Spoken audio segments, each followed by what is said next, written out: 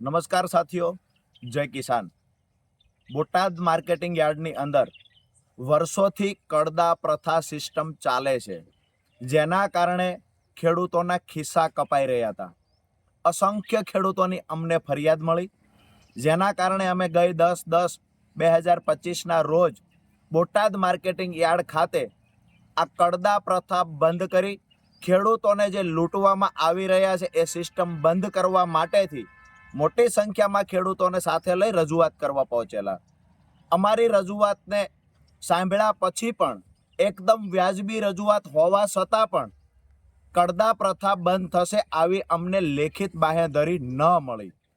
ક્યાંક ને ક્યાંક શાંતિપ્રિય રીતે ગાંધી ચિંધ્યા માર્ગે અમે નક્કી કર્યું કે જ્યાં સુધી લેખિત બાંહેધરી નથી મળતી ત્યાં સુધી માર્કેટિંગ યાર્ડમાં ખેડૂતો શાંતિથી ધરણા કરશે।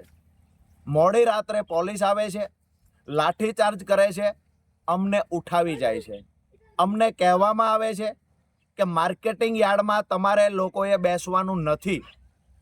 અમે નક્કી કર્યું કે માર્કેટિંગ યાર્ડમાં બેસવા નથી દેતા, કડદા પ્રથા બંધ થશે એની લેખિત બાંહેધરી નથી આપતા, તો અમે બાજુનું ગામ હળદળ છે ત્યાં ખેડૂત પંચાયત બોલાવીશું। તો 12/10/2025 સાંજે 4 વાગે હળદળ ગામમાં ખેડૂત પંચાયતનું અમે આયોજન કર્યું। એમાં પણ પંચાયતમાં ખેડૂતો ન પહોંચવા દેવા માટે થઈ અસંખ્ય ખેડૂતોની અટકાયત થઈ, આગેવાનોની અટકાયત થઈ, તેમ છતાં ખેડૂતો પંચાયતમાં આવ્યા। હું અને મારા સાથી મિત્ર પ્રવીણભાઈ પણ પંચાયતમાં પહોંચ્યા।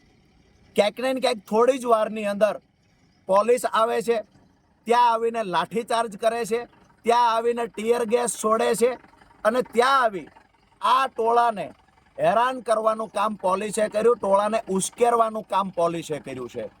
જેના કારણે ક્યાંક ને ક્યાંક એવું બન્યું પોલીસ અને ખેડૂતો વચ્ચે ઘર્ષણ થયું। એ ઘર્ષણના કારણે ક્યાંક ને ક્યાંક બંને તરફ થોડા લોકો ઈજાગ્રસ્ત થયા, પરંતુ પોલીસે ખેડૂતો પર ગંભીર ગુનાઓ દાખલ કર્યા, અસંખ્ય ખેડૂતો પર લાઠી વરસાવી, નિર્દોષ ખેડૂતોને મારવામાં આવ્યો, ખેડૂતોના ઘરમાં તોડફોડ કરવામાં આવી, ખેડૂતોના વાહનોમાં તોડફોડ કરવામાં આવી। મારી પ્રશાસનને વિનંતી છે, તમને દુશ્મની છે તો રાજુ કરપડાથી છે, પ્રવીણ રામથી છે, તમને દુશ્મની ખેડૂતોથી શા માટે છે? તમામ ખેડૂતોને ટૂંક સમયમાં છોડી દેવામાં આવે। હું અને પ્રવીણભાઈ રામ આવતી 16 તારીખ એટલે કે પ્રમ દિવસ અમદાવાદ પાર્ટી કાર્યાલય ખાતે બપોરે 11 કલાકે અનશન પર બેસવાના છીએ।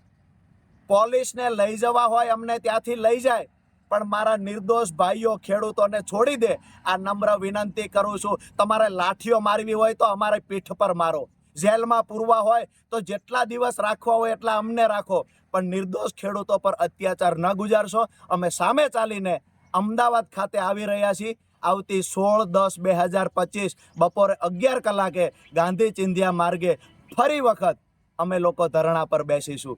જય કિસાન। સાથે જ તમામ સાથીઓને એક સંદેશ આપવાનો કે અમે લોકો જેલમાં ગયા પછી પોલીસ અત્યાચાર કરવો હોય એટલો કરી લે, અમારા ખેડૂત પરિવારોને બચાવવા માટે તમામ અત્યાચારોમાંથી પસાર થશું, પણ આવતી 31 તારીખે ગુજરાતના કોઈ પણ જિલ્લામાં કિસાન મહાપંચાયતનું આયોજન થાય, માન્ય અરવિંદ કેજરીવાલજી એમાં આવતા હોય તો તમામ ખેડૂતોનું વિનંતી કરું છું કે હું તો ભલે જેલમાં હશું, પણ તમારે લોકોએ ખેડૂત પંચાયતની અંદર ખેડૂતોની તાકાત શું છે એ બતાવવાની છે। જય કિસાન। આપનો ભાઈ રાજુ કરપડા।